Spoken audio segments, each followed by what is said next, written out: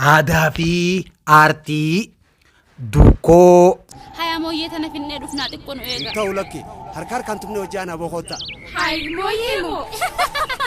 Sirnayyoon Oromoo waashan kan bu'uura godhate isaanis seera hooda raagaa fi aadaadha. Oromoon aadaa keessatti waashan jechuun saansankaa, hoola, dhikaa, hooduu fi hanquu kan ofirraa eeganii. Guddina ilma namaa keessatti gaheen aartii kan bakka olaanaa qabudha. Dhugaa dubbachuuf aartiin dura deemtuu guddina ilma namaa hawaasaa fi dhuunfaati. Namni aartiitti fayyadamuu kan eegale gaafa yaaduu eegale akka ta'es ni himama. Yaadni aartii uumee aartiin deebi'ee yaada uumee yaadni guddina uumee guddinni kan jiru ilma namaa fooyyeessee ta'us hayyoonni addunyaa tanaa kan ragaa bahanii.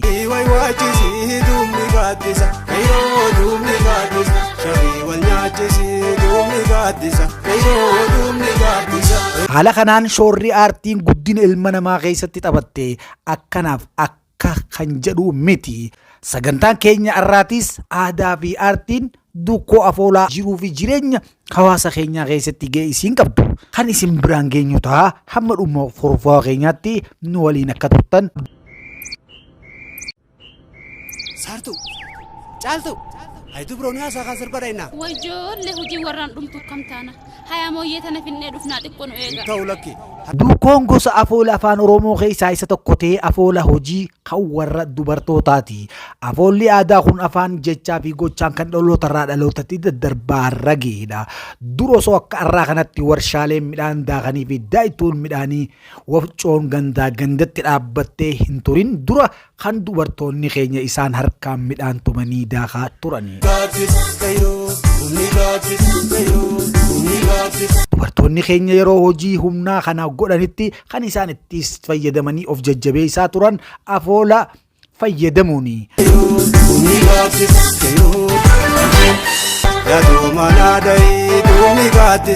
Dubartoonni duukoo ni dhawatu. Yeroo kana godhan kan isaan daakkii fi tumaa yeroo gabaabaa keessatti fixanii achi kaa'anii.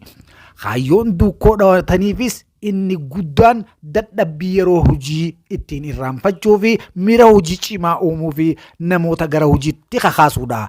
Duukoon afoola bifaa fi qabiyyee qaban kan akka amala walaloo fi yeedalootiin bifa qalbii namaa hawwatuun kan dhiyaatudha.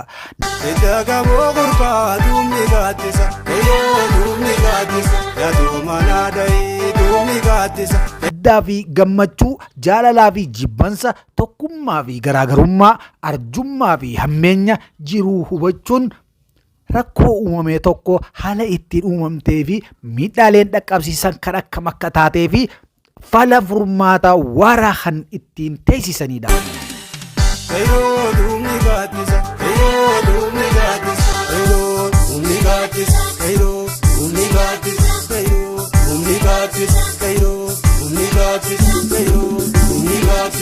Namni tokko yaada qabu kan ittiin ibsatus ergaaleen ciccimoon haala yeroo sanii ibsan kan ittiin dabaranidha. Dhaamsi duukoon dabarsitu dhaamsa ifaa fi gabaabaa kan yeroo hunda hin irraanfatamnedha. Keessaahuu yaada lama kan wal qabe furmaanni dhabamee yeroo hedduu isiin deebisti.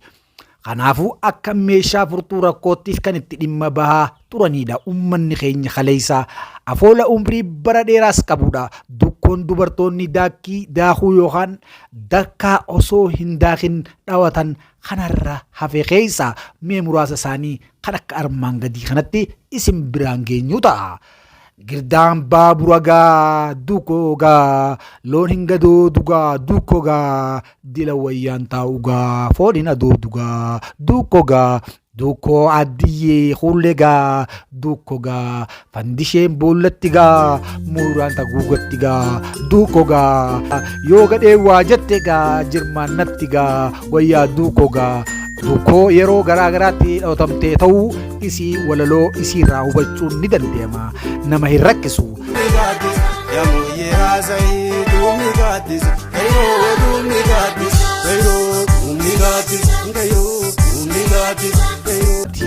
Lammii irree jabeessuu keessattis duukoon geerarsa dubartootaati jechuun ni danda'ama. Inni biraa duukoo kaleessa turan keessa kan akkana ja'us isa tokko ture. Ereroo maddan cinne abboo waasin dhiifne obboleessoon natti doobe. Dhaala sirrii yaadate irardiinaa qabate way duukoo yeroo qooda hirmaattoota qabeenyaatis duukoo kanaan kan itti dhimma bahaa turanidha.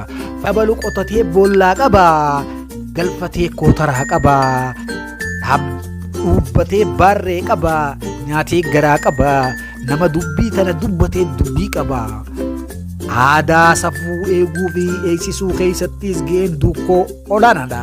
Keessaa dogoggora uumamuu sirreessuu keessatti mallattoo haqaatii jechuun waa wal nama hin gaafachiifne.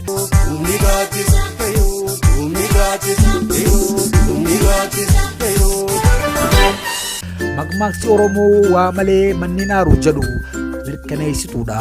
Gaafa cabaa sababa cabaas gama himuutiin daawwitii jireenyaa dhugaan hawaasaa faana turteedha. Gaafa akka xiqqaan guddaa kabajuu dhiisee taateen badii hawaasa keessa jiru afoola ittiin himaa arrageedha. Fakkeenyaaf Aabboo Turroo numa daakkataa warri isaanis numa daawwataa warri badu waliin badadu wayyaa duukoo. Afaan lagaa galtii maal nyaatti wakkalleen si fakkaatti malee sin geessu takkalleen. Aabboo Turroo numa daakkataa warri isaanis numa daawwataa warri badii waliin badadu wayyaa duukoo. Ergaaleen gaggaariin akkanaa baay'een isaanii hawaasa keessatti kanaafan ta'uun waa wal nama gaafachiisuu miti. Kanaafuu dhaloonni qabeenya aadaa hangana humna qabu kana faana bu'anii barbaaduun baasaa barsiisaa dagaagsaa deemuun dirqama mara keenyaati. Torbaan kurfaa biraattiin qabannee kan isiniif dhufnu ta'a. Ree today subscribe share like fi comment goonan waan kana caaluun torbaan kan isiniif dhufnu ta'a. Hamma torbaanitti warra torbaanii isin haa godhenna.